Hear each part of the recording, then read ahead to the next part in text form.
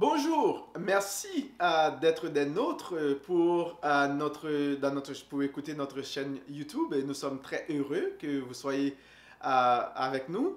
Alors, vu que nous sommes en confinement, reconfinement, parce que bon, les taux de contamination augmentent, alors beaucoup de malades. Et puis, donc, on s'était dit qu'on allait vraiment nous retrouver un peu plus, bon voilà, sur notre chaîne YouTube. Et puis, on voulait vraiment partager ce petit message en direct avec vous. Alors, la manière dont on va fonctionner, c'est très simple. On commence avec un petit mot d'introduction et après cela, un chant et le message. Et après cela, on termine avec un chant et aussi un temps de prière pour garder ça très simple, très court. Bon, on va pas vraiment nous étendre, prendre beaucoup de temps parce que nous savons que votre temps est précieux. Alors, nous sommes tellement contents que chacun de vous soit avec nous et notre désir, c'est que Dieu puisse vous bénir, vous faire du bien et parler à votre cœur. Écoutons un premier chant.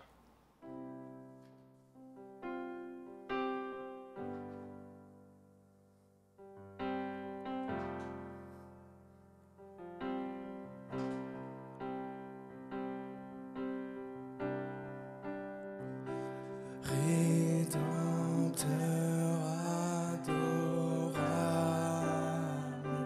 sur la croix attachée,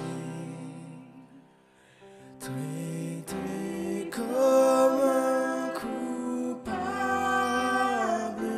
brisé pour mon péché. Ton angoisse suprême, ta douleur, ton tourment me disent, vois, je t'aime, j'ai pris ton châtiment.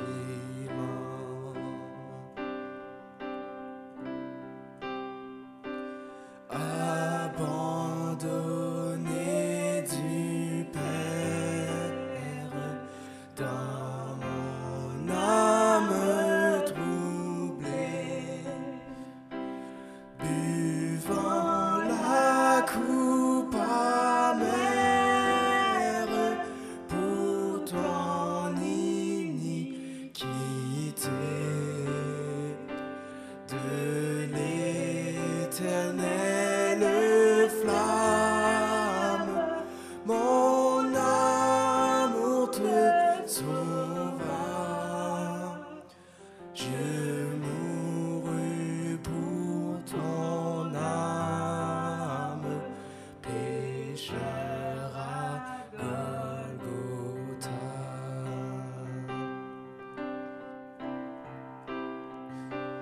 Le sang de mes blessures,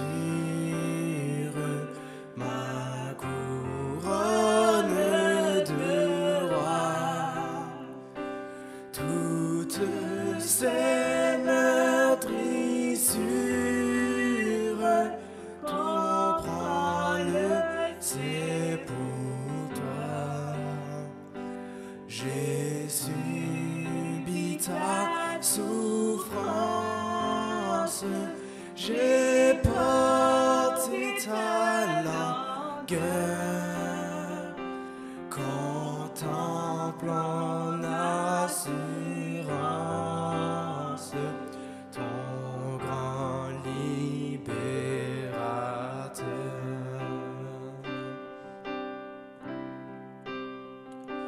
Ton amour me réclame, me voici, cher Sauveur.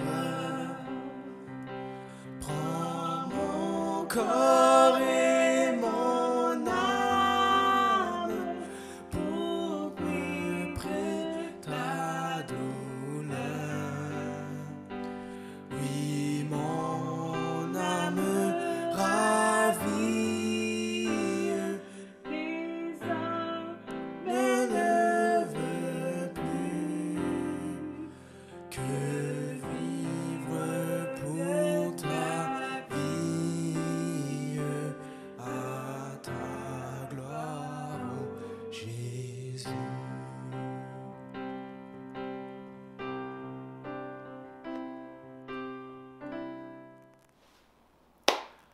Bonjour, j'espère que vous allez bien. C'est toujours un plaisir, c'est toujours une joie de partager la parole de Dieu avec vous. Alors, ma prière, c'est que le Seigneur continue à vous bénir, le Seigneur continue à vous faire du bien, qu'il prépare votre cœur comme un terrain fertile pour recevoir la bonne semence dans le cœur. Alors, on sait que Dieu, il aime parler avec ses enfants à travers sa parole et vraiment, c'est un plaisir de le faire. Et merci d'être là avec nous pour écouter. Merci d'être présent. Merci de nous suivre sur notre chaîne YouTube. Alors, j'espère vraiment que Dieu continue à vous faire du bien en toutes choses. Ce matin, nous allons nous concentrer sur Marc 14, versets 66 à 72. Et le titre de notre message est le suivant: ne pas minimiser l'impact de la pression des autres sur nos vies de tous les jours. Et je vais lire pour vous rapidement dans Marc 14, les versets 66 à 72. Alors, vous pouvez regarder avec moi. Si vous avez une Bible, vous pouvez prendre votre Bible et regarder pendant que je vais lire pour vous. Pendant que Pierre était en bas, dans la cour, une des servantes du grand prêtre arrive. Voyant Pierre qui se chauffait, elle le regarde et dit: « Toi aussi, tu étais avec Jésus le Nazaréen. » Il le nia en disant: « Je ne sais pas, je ne comprends pas ce que tu veux dire, toi. » Puis il sortit pour aller dans le vestibule. Alors un coq chanta.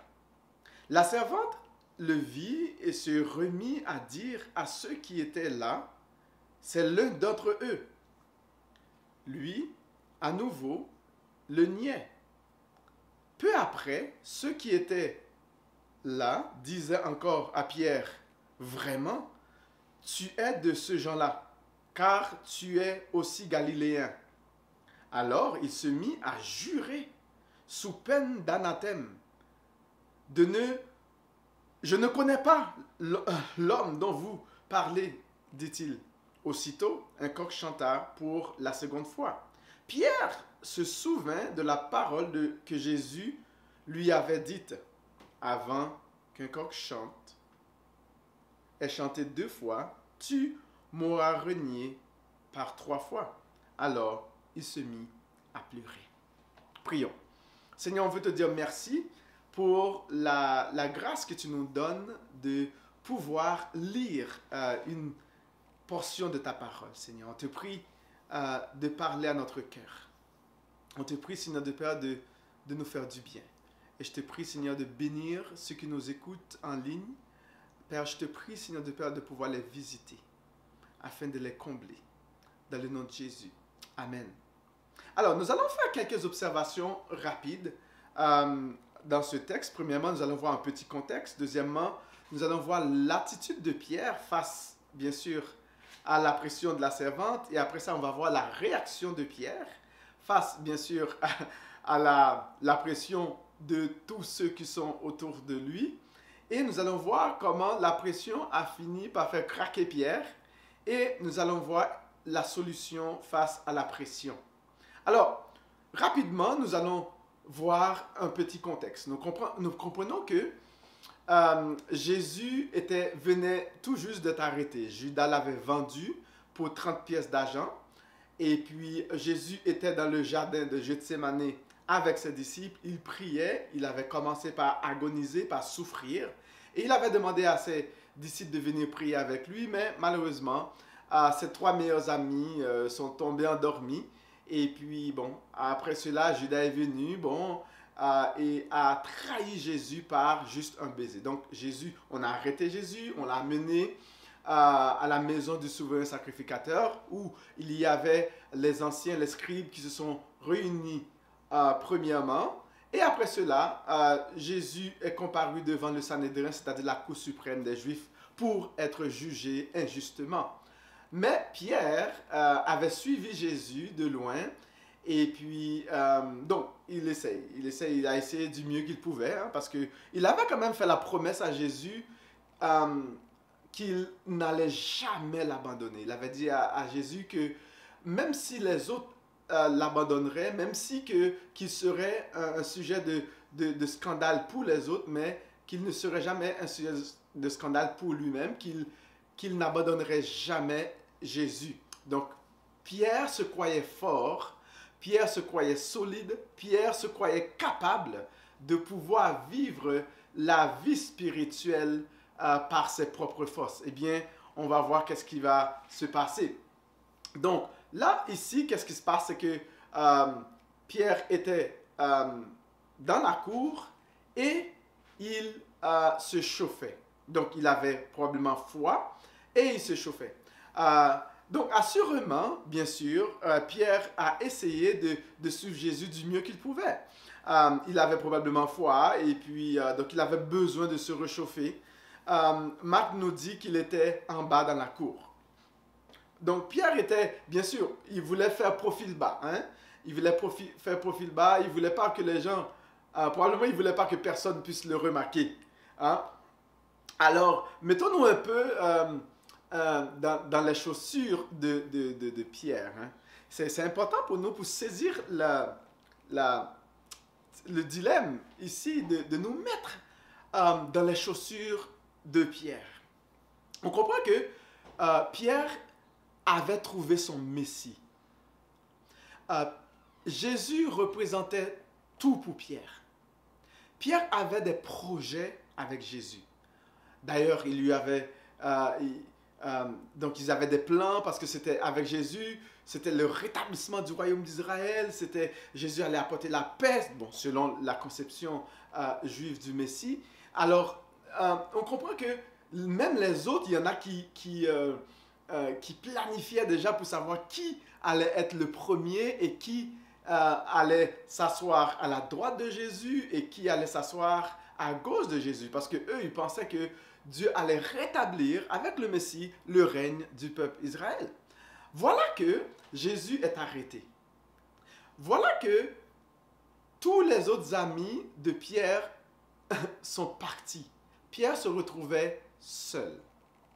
Il se retrouvait seul avec des personnes qu'il ne connaissait pas. Il voulait se réchauffer. Mais voilà que une servante est venue auprès de Pierre pour lui poser une question. Cela va nous amener à voir quelle va être l'attitude de Pierre face à la question de la servante. Donc, le verset 67 nous dit, 67b, nous dit que elle le regarde et dit, toi aussi tu étais avec Jésus le Nazaréen. Le verset 68 nous dit, il le nia en disant, je ne sais pas, je ne comprends pas ce que tu veux dire, toi. Puis il sortit pour aller dans le vestibule. Alors un coq chanta. C'est important de nous rappeler ici que Jésus était le maître de Pierre. Pierre était l'un des meilleurs amis de Jésus. Pierre a mangé avec Jésus, il a bu avec Jésus, il a servi avec Jésus. Pendant au moins 2 ans, Pierre se retrouvait tout le temps avec Jésus. Et Jésus était souvent chez Pierre. Wow! Voilà que c'est ce Pierre qui se retrouve face à cette servante. Est-ce que c'est par peur? Est-ce que c'est par crainte? Est-ce que Pierre était complètement désillusionné? Est-ce qu'il était dépressif? Probablement que Pierre était complètement perdu. Tous ses projets étaient tombés à l'eau. Tous ses plans étaient complètement finis. Jésus représentait tout pour Pierre et Jésus était le monde de Pierre. Probablement que Pierre était tellement déçu de l'arrestation de Jésus qu'il ne savait plus comment réagir. Et on voit que Pierre va avoir une attitude d'indifférence totale par rapport à Jésus. Donc, Pierre était indifférent. complètement indifférente, comme s'il n'avait jamais, au grand jamais, rencontré Jésus. Pourtant, il avait fait la promesse à Jésus qu'il n'allait jamais l'abandonner. Ce qui nous amène à la réaction de Pierre sous la pression de la servante et des autres. Le verset 69-70 nous dit: la servante le vit et se remit à dire à ceux qui étaient là: c'est l'un d'entre eux. Lui, à nouveau, le niait. Peu après, ceux qui étaient là disaient encore à Pierre: vraiment, tu es de ces gens-là, car tu es aussi galiléen. Donc, la servante a reconnu que Pierre était l'un des disciples de Jésus. Non seulement la servante, mais aussi les autres qui étaient avec elle. Marc nous dit qu'elle s'est remise à dire à ceux qui étaient là: c'est l'un d'entre eux. Donc, non seulement il y avait la pression de la servante et la pression des autres sur Pierre, en plus de ça, Pierre vivait une situation assez difficile. Donc, on va voir la réaction de Pierre. Donc, qu'est-ce que Pierre va faire? Il va nier Jésus une deuxième fois. Et la question que je me pose est la suivante. Si tu étais à la place de Pierre, que ferais-tu? Si tu étais dans une occasion, dans une situation telle que Pierre, quelles seraient tes réactions? Souvent, face à la pression, nous faisons une dépression. Nous ne savons plus où nous en sommes. Nous n'avons pas de point de repère. Nous ne savons pas quoi faire. Nous sommes perdus. Notre monde s'effondre. Et là, on pose des actes inimaginables. Dans le cas de Pierre, c'était bien sûr le fait de nier son meilleur ami, son Seigneur, son Messie. Ce qui nous amène à notre troisième observation: la pression va faire craquer Pierre. Alors, j'ai regardé un peu dans différentes versions pour comprendre un petit peu qu'est-ce qu'on veut dire sous peine d'anathème. Et là, j'ai regardé un peu dans la version Parole de vie 2017. Voici ce que la version Parole de vie 2017 nous dit. Que Dieu me punisse si je mens. Je ne connais pas cet homme, je le jure. Et aussi, j'ai regardé un petit peu aussi la version Semeur. La version Semeur nous dit: je le jure, que Dieu me condamne si ce n'est pas vrai. Je ne connais pas l'homme dont vous parlez. Selon la version de la Bible français courant, nous dit: que Dieu me punisse si je mens. Je le jure, je ne connais pas l'homme dont vous parlez. Waouh! Pierre a... On voit ici que probablement que Pierre a fait une psychose. Pierre a craqué. Sous la pression, sous cette pression intense, lourde, Pierre n'était plus capable de rien supporter. Pierre a craqué. Il a même attiré la malédiction de Dieu sur lui-même. Il n'est même pas conscient qu'il est en train de se maudire lui-même et d'attirer même sur lui-même la malédiction de Dieu. Waouh! Et on pourrait nous demander, mais souvent, les situations de la vie exercent tellement une pression forte sur nous et nous ne savons pas quoi faire et quoi dire. Et souvent, nous réagissons fortement et nous disons des choses que plus tard, que nous allons regretter. L'exemple de Pierre est un exemple parfait de l'impact de la pression des autres sur nous, la pression des circonstances de la vie sur nous. Et comment nous pouvons réagir et avoir un comportement inimaginable. Imagine ce Pierre qui a juré et qui a même dit que Dieu me punisse si je mens. Pierre n'était même pas conscient qu'il était en train de mentir. Et même a attiré sur lui la malédiction de Dieu. Quand on fait face à la pression des problèmes de la vie, la pression des circonstances de la vie, même parfois, pendant qu'on est dans ce temps de pandémie, de COVID-19, quand on a un décès, quand on n'arrive pas à payer le loyer, quand on perd le travail, quand quelqu'un nous fait du mal, et quand on fait face à une situation, on est tellement déçu, ou on peut même faire une psychose. Comment réagissons-nous? Y a-t-il une solution face à la pression? Est-ce que nous allons faire une dépression? Quoi faire face à la pression? Cela va nous amener à notre dernier point qui est la solution face à la pression. Quelle est mon attitude face à la pression des autres? Quelle est ma réaction face à la pression des autres? Quelles sont les décisions que je suis disposé à prendre face à la pression des autres?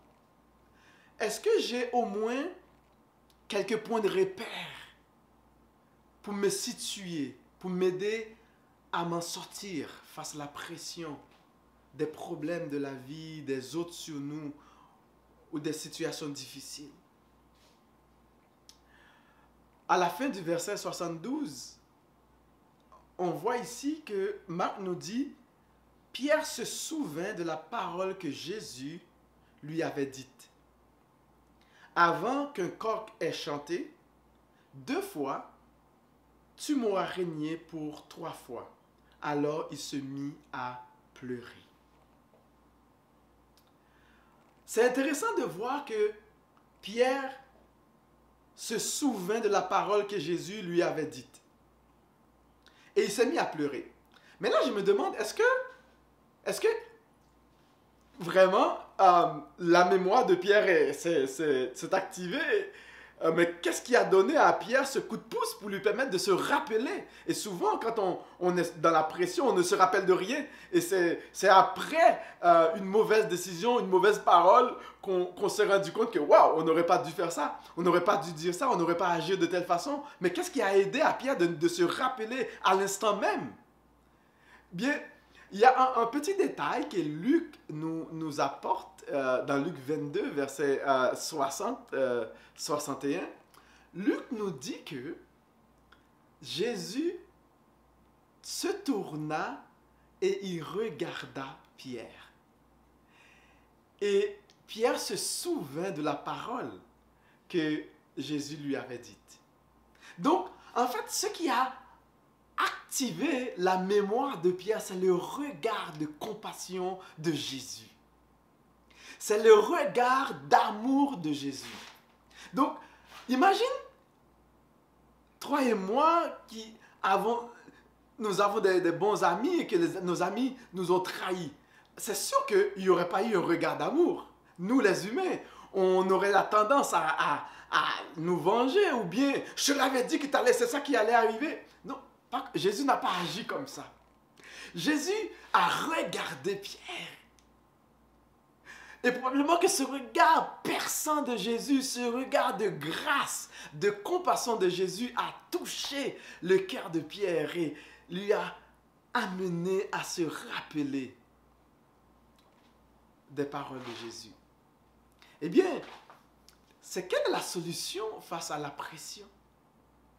Si tu es un enfant de Dieu, si tu crois en Jésus, si la parole de Dieu a une importance pour toi, eh bien, face à quel que soit le problème, face à quelle que soit la situation, face à quelle que soit la difficulté qui se présente devant toi, souviens-toi de la parole de Dieu. Souviens-toi des promesses de Dieu. et repens-toi. Reviens à lui. Demande-lui pardon. Jette tous tes fardeaux au pied de la croix. Pierre, lui, a pleuré. Il a pleuré. Et le texte nous dit que dans d'autres textes de Luc ou Matthieu aussi, on nous dit que Pierre, il a pleuré amèrement de toutes ses entrailles. Parce qu'il s'est rendu compte que son meilleur ami, il l'a trahi, il l'a nié, il l'a rejeté. Pourquoi est-ce que Jésus devait endurer ce genre de choses? Mais c'est pour toi et moi, c'est pour pardonner nos péchés, c'est pour nous laver, pour nous purifier, pour nous sanctifier de toute iniquité. C'est pour payer la dette que personne d'autre ne pouvait payer. Non seulement Jésus a été trahi par Judas, il a été jugé et condamné injustement par les anciens, les scribes, le Sanhédrin. Il a été nié par son meilleur ami Pierre. Pensons-nous qu'on est mieux que ces gens-là? Est-ce qu'on fait mieux qu'eux? Et souvent, on est aussi coupable que ces personnes-là. Parce que bien souvent, on fait des promesses à Dieu. Je te suivrai jusqu'à la fin. Nous chantons des chansons extraordinaires, des chansons de louange. Mais moindrement qu'un petit problème arrive, nous sommes prêts à mettre Dieu de côté, à oublier tout ce qu'il a fait pour nous et à rester fidèles à lui jusqu'à la fin. Eh bien, si c'est arrivé, ce message est pour toi, de ne jamais oublier la parole de Dieu, de ne jamais oublier que Jésus a souffert toutes ces choses pour payer la dette de nos péchés, tout comme il l'a fait pour payer la dette des péchés de Pierre. Et c'était aussi pour payer la dette de nos péchés, de nos iniquités. Qu'il puisse te bénir, qu'il puisse te combler et qu'il puisse t'accorder sa paix et sa grâce. Écoutons ce dernier chant.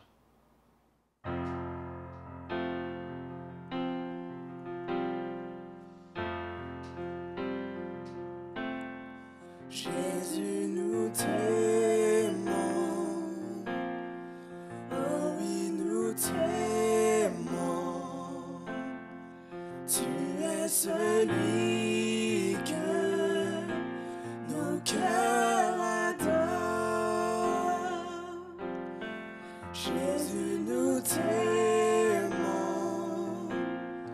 Oh oui, nous t'aimons. Tu es celui que nos cœurs adorent.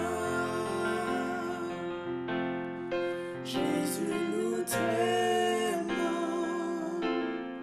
Oh oui, nous t'aimons. Tu es celui que nos cœurs adorent. Jésus, nous t'aimons. Oh oui, nous t'aimons. Tu es celui que nos cœurs adorent. Nos cœurs adorent. Nos cœurs adorent. Nos cœurs adorent. Notre affection et dévotion, nous te l'offrons. Toi seul, Jésus, notre affection et dévotion, nous te l'offrons. Toi seul, Jésus, notre affection et dévotion, nous te l'offrons. Toi seul, Jésus, notre affection et dévotion, nous te l'offrons. Toi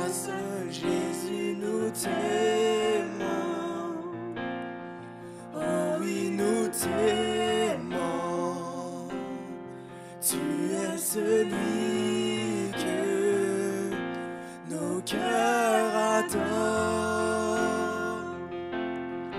Oh oui, nous t'aimons, Jésus, nous t'aimons. Tu es celui que nos cœurs adorent. Nos cœurs adorent. Nos cœurs adorent. Nos cœurs adorent.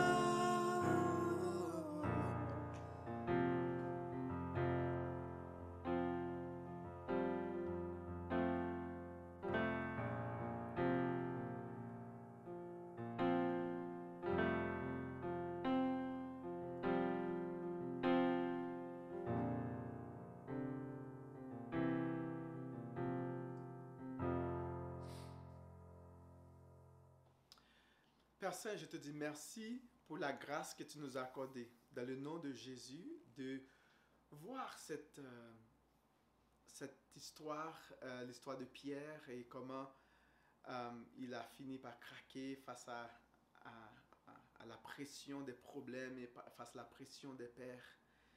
Et souvent, nous aussi, cela nous affecte également. Et je te prie, Seigneur de Père, dans le nom de Jésus, de bénir chaque personne qui a pu nous écouter. Je te prie, Seigneur de Père, de poser ta main sur leur vie, d'intervenir selon ta grâce, de la même façon que tu as eu ce regard envers Pierre, que tu puisses avoir ce regard envers nous aussi. De la même façon que tu as manifesté ta compassion et ta grâce envers Pierre, c'est ce que nous te demandons aussi pour nous. Permets que nous puissions nous rappeler de tes promesses, de ta parole. Permets, éternel Dieu, que nous puissions venir pour nous repentir devant toi. Éternel Dieu, on te prie aussi de restaurer notre cœur, de restaurer notre âme, de restaurer notre vie et notre marche avec toi. Et je te prie, Seigneur, de bénir chaque personne qui a pu nous écouter. Dans le nom de Jésus. Amen. Alors, merci d'avoir été des nôtres. Bon voilà, ça va être pour la prochaine fois. À dimanche prochain et que le Seigneur puisse vous bénir.